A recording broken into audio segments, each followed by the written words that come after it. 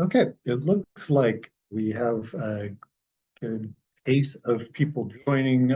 So welcome to the SR 520 Montlake Project's August online monthly meeting. I'm Ryan Bianchi with the Graham Communications team, and I will be your moderator this afternoon. Also in the virtual room, we have our presenter, Cheryl Webster, the communications coordinator with Graham, and we have several WashNot project members online who can help answer your questions if needed. Before I pass you off to Cheryl for our presentation, I'd like to walk through a few housekeeping items. In an effort to reduce background noise and improve everyone's experience, all attendees will be muted today. You can adjust the volume by clicking on the audio settings. During the presentation, you are encouraged to engage with us. We invite you to submit your questions as they come in. This is helpful so you don't forget them along the way. You can send them through the Q&A box on your screen. If you would like to view closed captions during the meeting, click on the closed caption button on the bottom of your screen. These captions are generated by the Zoom application, and we are not responsible for their accuracy. When you submit a question, we request that you send short, complete sentences. This helps us when reading out the questions during the Q&A portion of our event. Please do not use the chat button. We may not see your question if you submit it that way.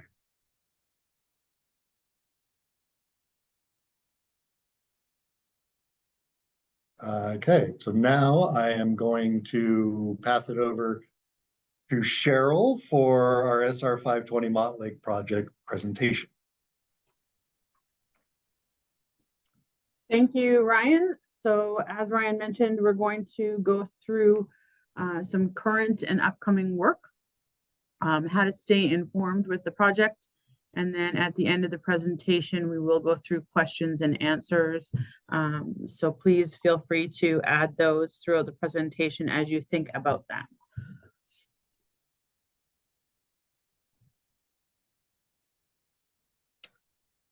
So as many of you know, the Montlake Project has several large components to it. The first component that was complete is the eastbound bridge section. I shouldn't say complete, we have some minor work to do out there still, but it has been open to the public for some time now. The Montlake lid structure, which includes HOV and bus lanes and new and on and off ramp configurations, and then the bicycle and pedestrian bridge and connecting pathways.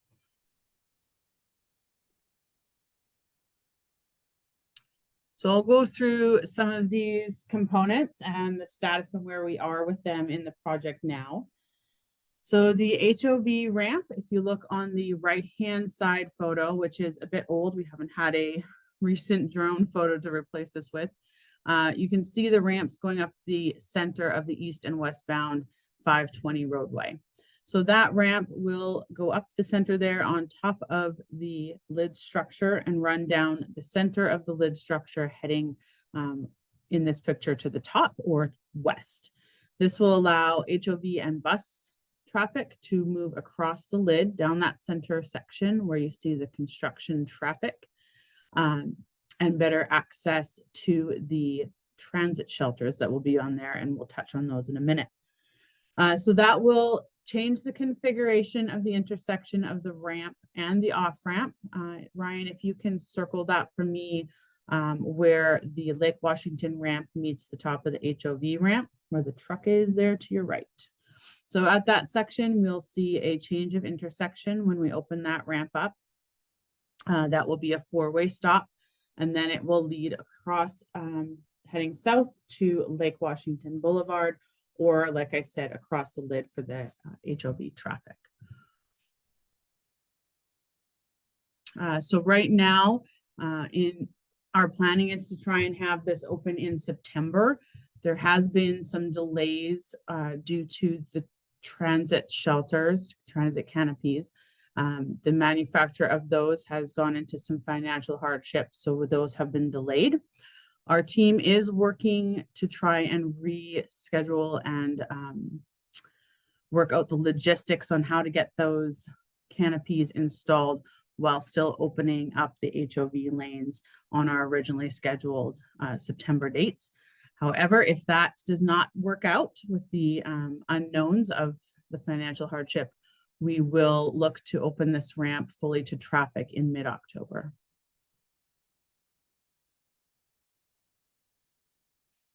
So the transit shelters or transit canopies look like the picture shown in the top right-hand rendering.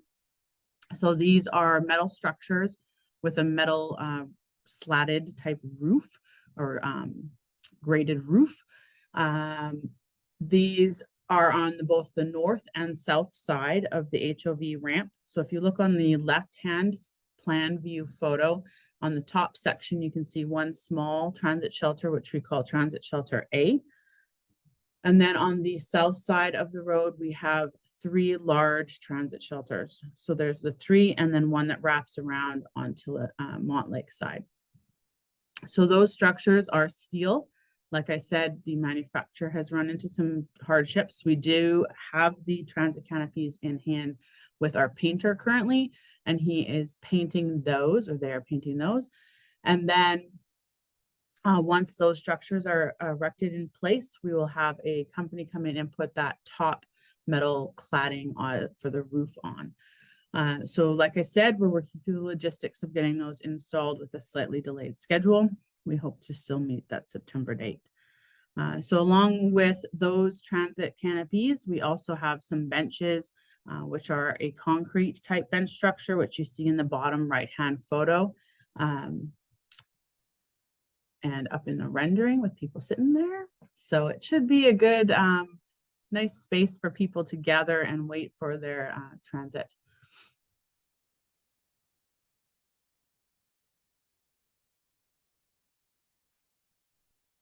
So along with the transit area we'll be opening up the sidewalks and trails along in the Montlake area.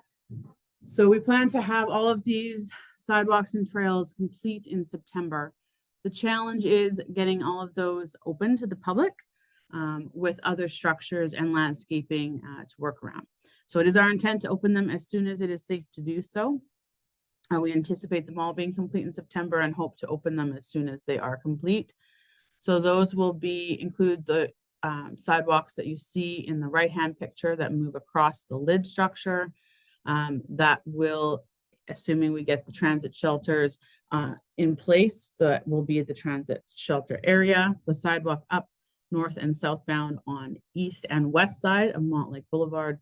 And then of course the sidewalks moving towards the pedestrian and land bridge as well.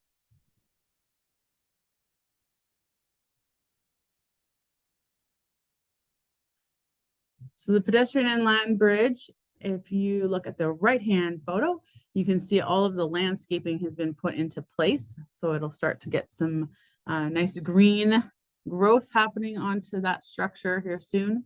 So the structure itself is complete and landscaping is primarily all complete. The challenge we have now is completing the sidewalks on the north and south ends. So crews are active building the retaining walls and landscaping on the south end. And then on the north end, we are working in that old Mohi location and completing all of the work in that area. So once we have all of the utilities and are able to remove some of those big water tanks from that side, we'll be able to complete the sidewalks on that north end and have public utilize this bridge.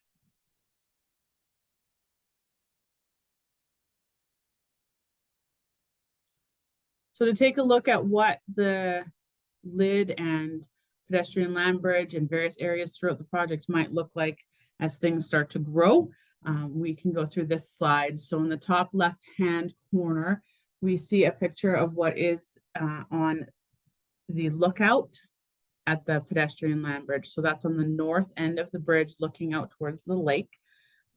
So it bumps out a little bit to provide that space. And then on the top right-hand photo is a recent photo of the lawn that's growing out on the lid. So it's nice to see some green happening out there. And then below that photo, you can see some of the bushes and foliage that will be growing up on that pedestrian land bridge and throughout the project. So there should be a lot of green and color soon in the area. To the left-hand bottom side there is examples of the various light fixtures throughout the project. So running through those, at the top left is the Montlake Boulevard sort of standard fixtures. These are images as examples, so that's not a photo of Montlake itself. The middle image is that of Lake Washington Boulevard lighting. The right hand is the 24th Avenue and HOV lighting fixtures. And then on the bottom row there is the standard freeway light fixture on the left-hand side. The middle is a image of what the railing looks like. You can also see that in the above graphic. So it's a nice metal structure.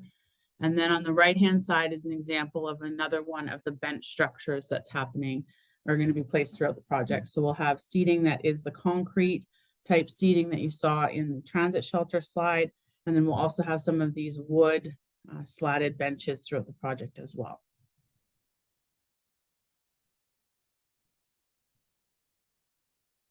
So to go a little bit more into the pathways, the old Canal Reserve area, which is the space to the north of the lid between Hamlin Alley and the lid structure.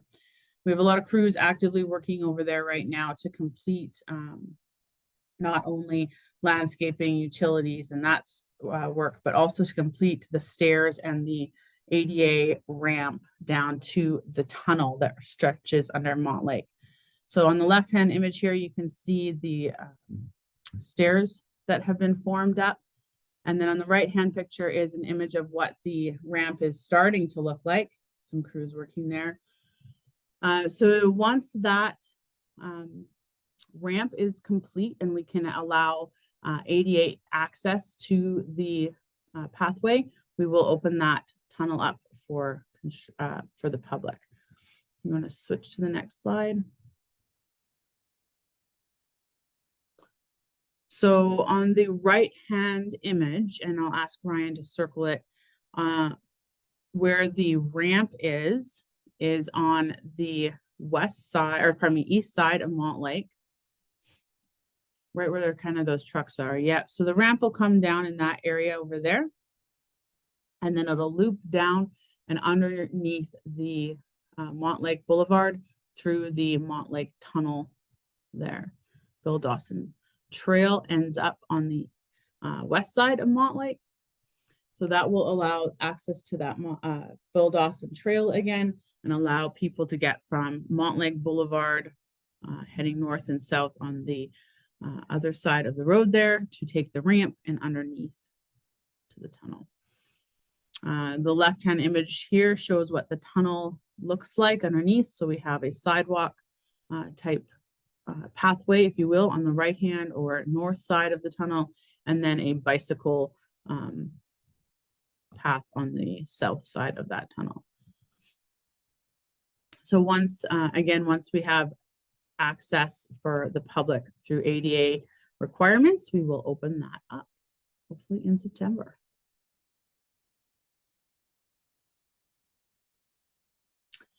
So a lot of work still has to be complete in the area. And so in order to do all of that, we have a couple closures coming up. The next closure this weekend is from Montlake Boulevard. So that will close Montlake from Hamlin all the way down to Louisa. As a result, that also closes all of the on and off ramps for access and Lake Washington Boulevard as well. So we can anticipate that that'll be a busy weekend getting all of the final pavement complete on Montlake Boulevard. We'll get a lot of the landscaping. You'll see a lot of landscaping come out of that weekend with several trees planned and planting areas planned to be complete as well.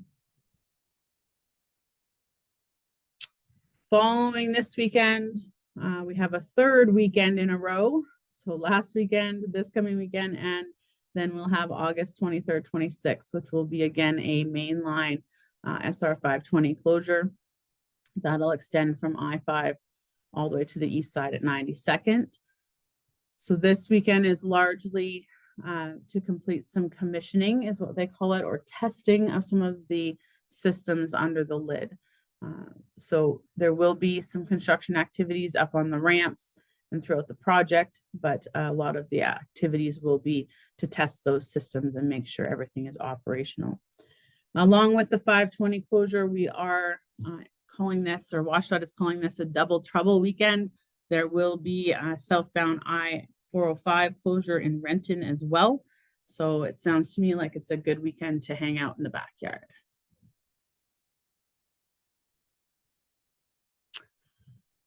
So those are the upcoming 2 closures, and then these slides will show you what we anticipate happening over the next few months. So as we have spoken about in the past, a lot of the closures, or all of the closures, I should say, are coordinated with the city and with WashDOT to ensure that we collaborate amongst construction projects, but also with all of the events in Seattle and around town. So for August, I've gone through the next 2 closures. September, we can anticipate a Montlake closure and another mainline 520 closure. You can see the Montlake closures in blue and the 520 closures in green there. The red weekends are weekends that are limited or non-available to us due to sporting events in the area or holidays. So you can see that in September, we're accommodating the UW football on the Saturday. However, we will have a Montlake closure on that weekend. And then we are planning to have the mainline closure at the end of September. Moving into October, we can anticipate another mainline closure. And again, this is a closure for testing purposes. So that doesn't mean that there might not be a lot of construction happening. I anticipate some as we complete some of the punch list type items, but this will be a testing weekend primarily. Then we are anticipating a ribbon cutting grand opening event sometime at the end of October, which WashDOT will announce in the near future.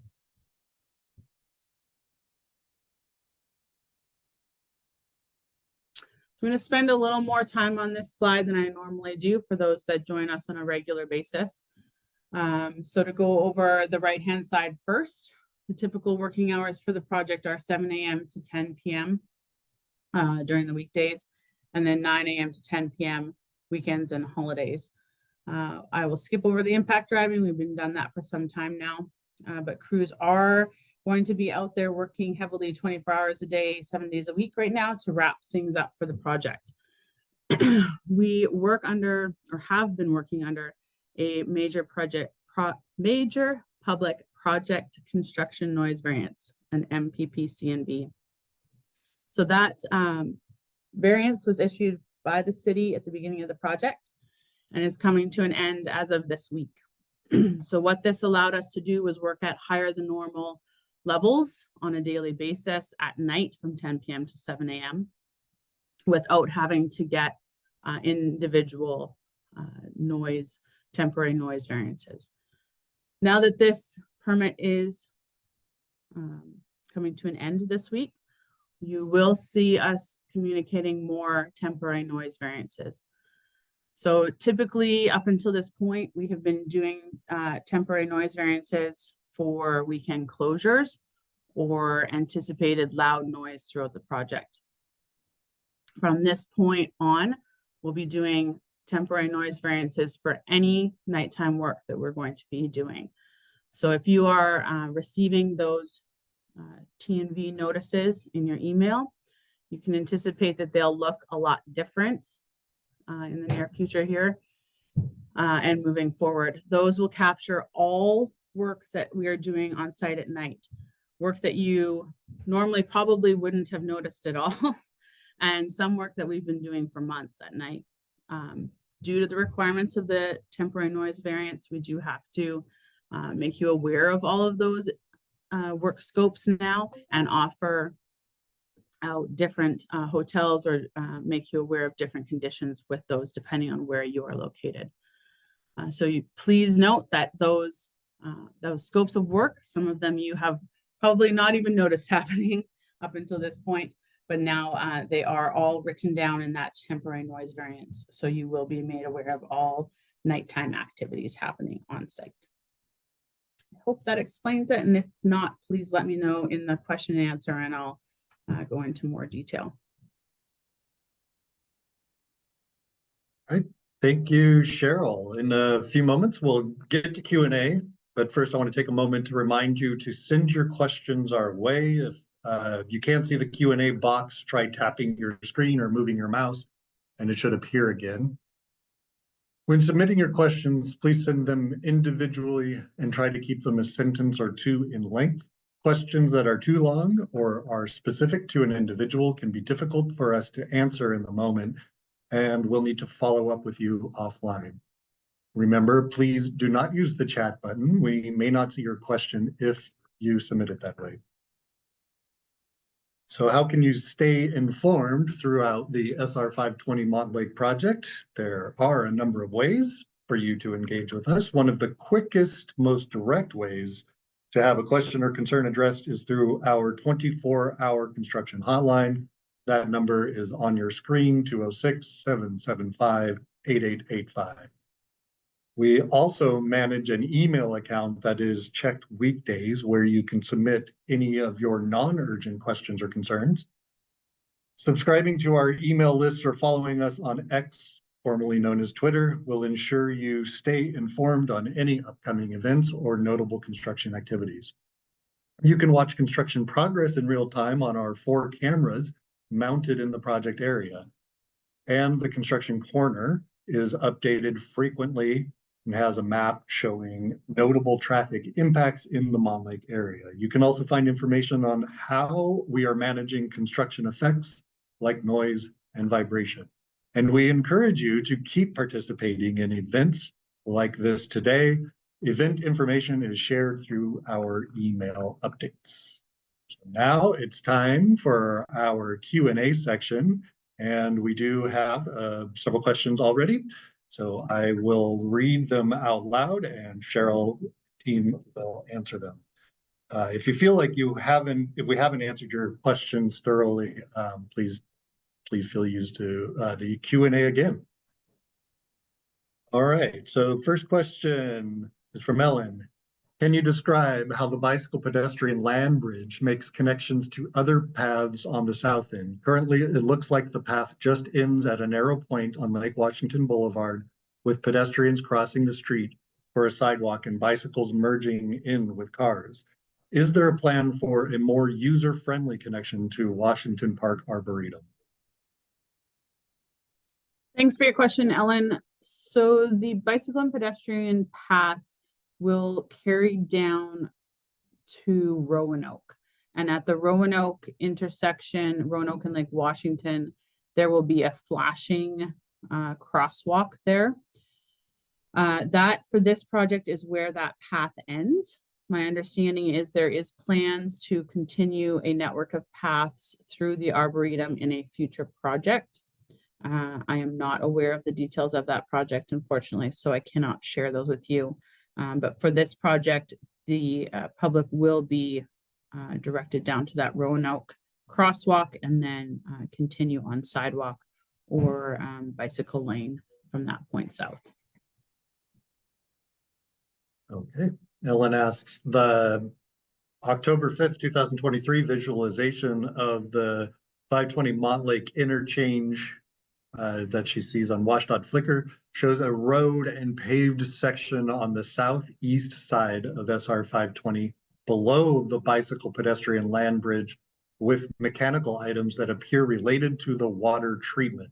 Will this area be accessible to the public? How will trucks enter this area from Lake Washington Boulevard? How will entry by trucks interact with the bike and pedestrian traffic coming off the land bridge? So that area is part of the water control system. And the roadway that you see there is for maintenance issue or for maintenance vehicles. I do not believe the intent is to have that public access at all. It is access through WashDOT property off of the peninsula and used for maintenance, like I said. So there won't be interaction necessarily with public traffic with pedestrian traffic. That'd be used by maintenance vehicles only.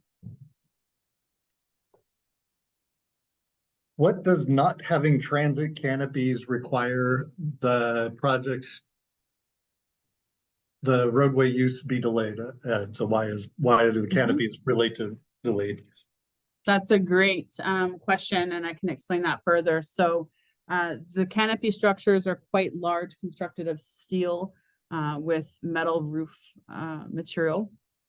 So in order to move and erect those structures, we need to have some pretty large equipment on site, including large forklifts.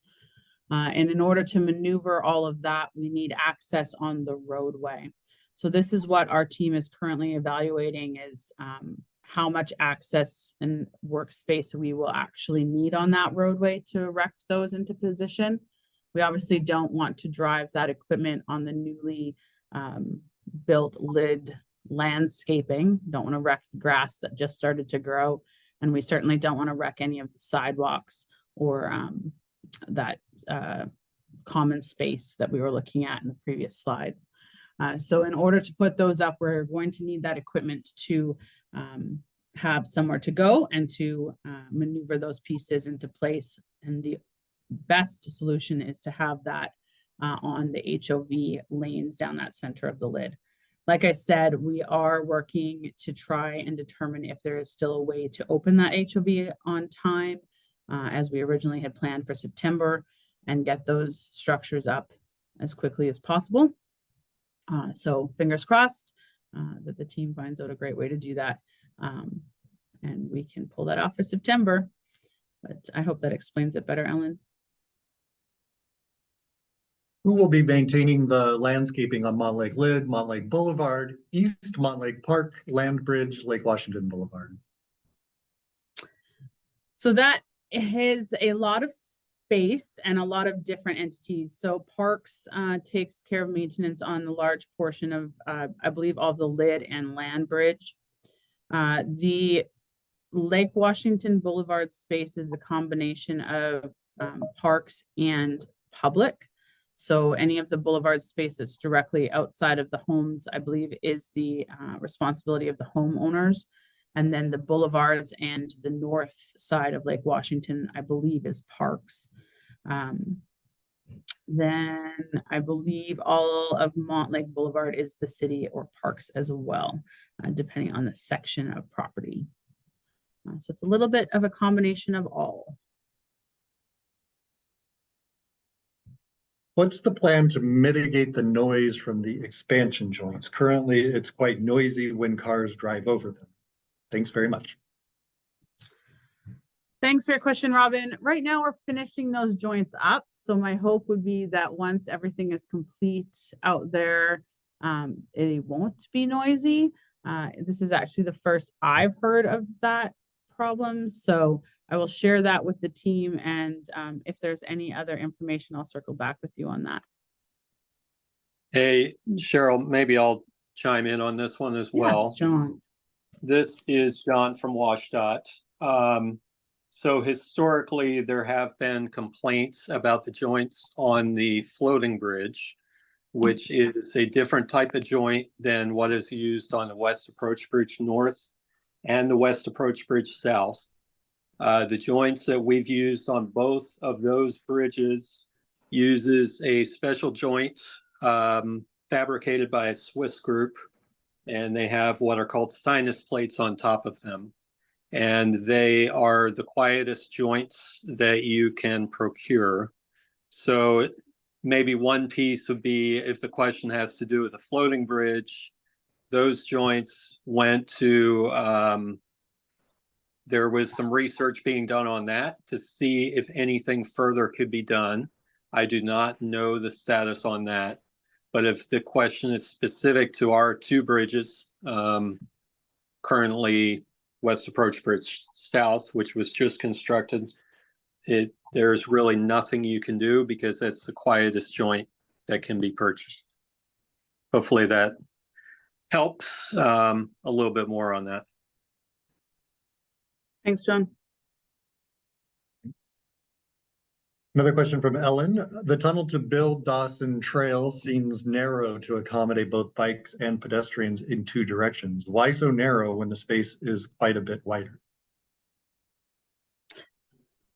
So Ellen, I think it might be perspective in the photo, to be honest. It is quite a wide tunnel. I don't recall the measurement off the top of my head, so have to apologize. But when you're standing down in that tunnel, it is quite spacious. And I don't think that when you're actually going to be using that you will find it to be a narrow space at all. There's plenty of space for bikes to pass each other going both directions and for public to go both directions on the sidewalk portion. And John, you have something to add? Yeah, one thing to note there too is our tunnel, I believe Cheryl helped me out. I think it's about 21 foot wide, maybe 22 feet wide, where that ties directly to the Bill Dawson Trail. The Bill Dawson Trail will be built out at that connection point more in the Portage Bay project. So where Graham is leaving it now is with a path that comes to the west of the tunnel, but then it kind of cuts short where it joins to the Bill Dawson Trail. So more work will be done on that west end in the coming 5 to 7 years. Thanks, John. Elias asks, there used to be a bank of bicycle lockers for bike parking in the old Canal Reserve area prior to the start of this project. Does the project include any areas for bicycle parking anywhere near the transit center on the lid? Thanks for the question, Elias, and I always forget to bring this up, so I appreciate your reminder. There is bike parking, bike lockers planned for that area, and it's going to be located right in kind of the Montlake section by the stairs and the ramp type area in there. That Montlake off-ramp area.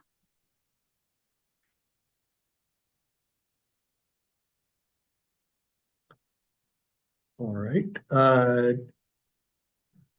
Paul wants to know, when will the bike pedestrian bridge be open?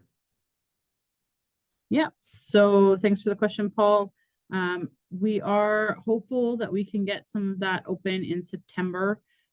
Like I mentioned, we're just completing some work up on the north end. So where it says East Montlake Park on this picture here, there is currently some utilities work that still needs to be complete in that area. So we're working with the city to finalize that and complete some of the landscaping up there. Once all of that is done, we can finish the pathway and open that up on the north end. We should see the south end paths complete here pretty soon. Kyle wants to know, this project has been delayed for months and months already. It's hard for me to imagine blaming a subcontractor like the canopy manufacturer for a project this delayed.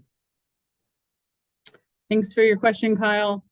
Certainly the project has had many different things occur, pandemic included in there. So by no means are we saying the canopies are delaying the project. We'd just like to be transparent in what we communicate here, which was that I had originally stated we would have the canopies open up in September, and that roadway open in September. So in all means of being transparent, there is the potential that is delayed till October due to the delay of those transit canopies. So stay tuned. We hope to have that open as soon as we get those structures erected. Question from Bobby, are there plans to help better direct traffic coming onto Montlake Boulevard from 520 eastbound? Currently, traffic turning left onto Montlake towards UW end up in one of the left turn lanes back onto 520 westbound? Thanks for your question, Bobby. I think you're talking about heading northbound on Montlake at Lake Washington. So I think once we get through the mid-September Montlake closure, you're going to see, and this weekend for that matter, you're going to see a shift in how the road looks. We're going to be able to open all of the lanes into final configuration once all of the concrete paving has been placed. And once we see the HOV lane open on the far east side of the road as well. So once all that's in place and our final lines are put down, I think, and I hope you will find that traffic is directed a little clearer and movements improve throughout the project.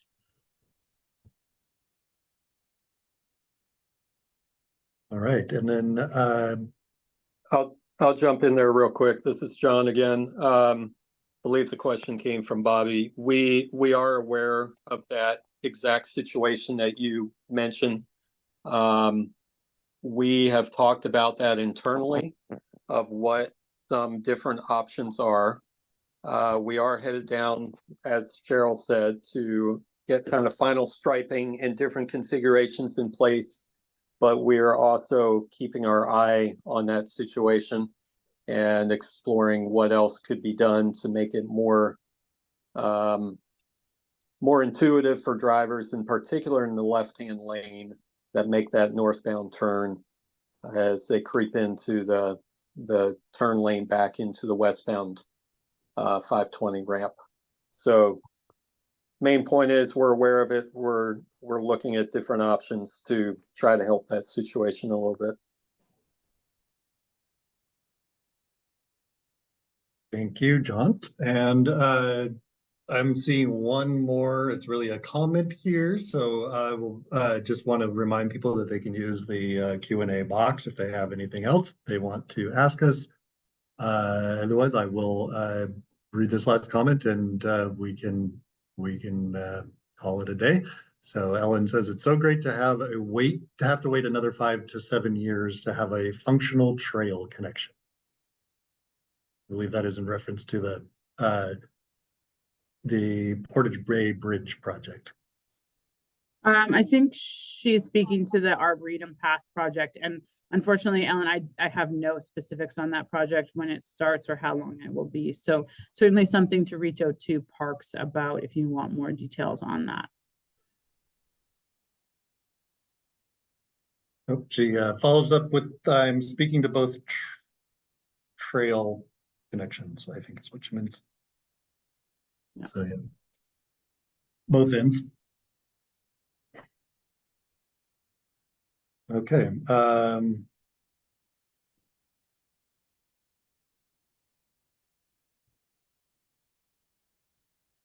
Okay.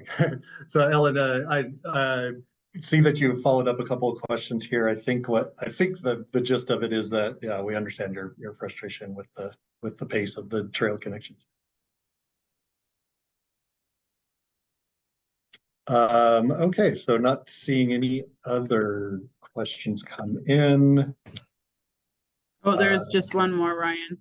Oh, okay. Oh, sorry. From Bobby. Okay, thank you, Bobby. For traffic traveling northbound on Montlake, we will all the traffic lights prior to the drawbridge be better coordinated. It seems like the ones right before the bridge are not in sync with the ones over 520. So thanks for that question, Bobby. Similar to the lane markings, the signals within the project will be going into their final configuration, if you will, in mid-September. So once that occurs, we should see a better flow of traffic. Right now, with everything in a temporary configuration, the city, though they continue to monitor it, can only do so much in terms of syncing the lights properly. So once we see that final configuration occur and the signals go into that alignment, I think that we will see better flow and sync with that northbound roadway.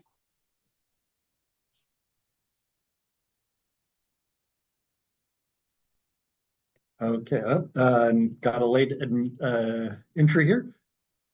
Sharsti, she's asking, is there another way to find out about opening dates other than these meetings? It seems like the delays have been consistent every month. Thanks for your question. I'm trying to think. We usually communicate what's being complete during weekend closures. This is certainly the best way to find out about upcoming dates and events and closures. But we do communicate as much as we can on the WashDOT website and social media. So you should see those coming up.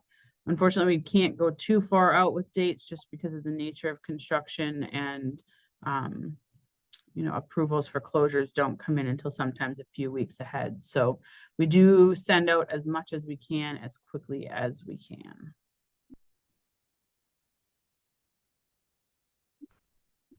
Sean asks, is there any way the slides and recordings for these meetings can be posted sooner? Usually there's a 2 to 3 weekday if I miss this meeting before I can view the recording or slides. Thanks for the question, Sean. We do provide that to WashDOT right away. I will coordinate with them to make sure that that is posted as soon as possible online.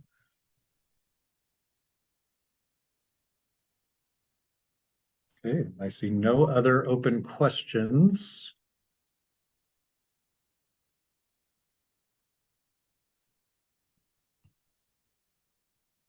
Okay, so that's going to conclude our meeting. Thank you for calling in and participating in our monthly meeting. So tomorrow you should receive a follow-up email with our 24-hour hotline number and our email address in case you were unable to note them throughout the presentation. Cheryl or John, do you have anything else you'd like to add before we sign off? No, I have nothing else. Thank you, Ryan. We appreciate you joining us this afternoon, and I hope you have a great rest of your day.